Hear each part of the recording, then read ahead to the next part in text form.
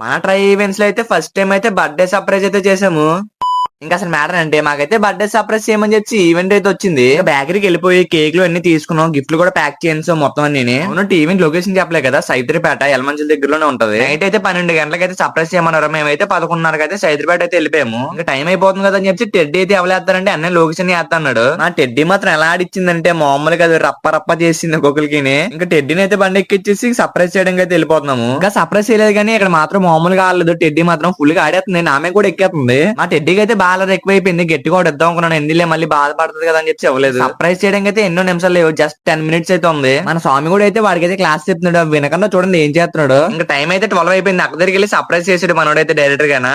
అయితే మాత్రం చాలా షాక్ అయింది, ఎవరని అడుగుతుంది ఆ టైంలో లేచి మరిని. మన ట్రైవ్ టీం అయితే ఒక్కొక్కరు అయితే గిఫ్ట్స్ అయితే ఇచ్చేసాము. మేమైతే ఫస్ట్ టైం అయితే బర్త్డే సర్ప్రైజ్ చేసాము, మరి ఎంత హైలైట్ గా ఉంటుందని చెప్పి నేనైతే ఎప్పుడు అనుకోలేదు. నాకు తెలిసి అయితే నెక్స్ట్ ఈవెంట్ అయితే మీది అనుకుంటున్నాను. ఇంకెందుకు లేట్, మన అకౌంట్ అయితే డిఎం చేసేయండి. మేమైతే మాత్రం తక్కువ బడ్జెట్ లోనే చేస్తాం, మీరైతే ఏం కంగారు పడద్దు. మన వీడియో అయితే ఎవరి వరకు వచ్చిందో కామెంట్ చేయండి. ఇంకా ఎవరైనా మన అకౌంట్ ఫాలో చేయబోతే వెళ్ళి ఫాలో చేసింది.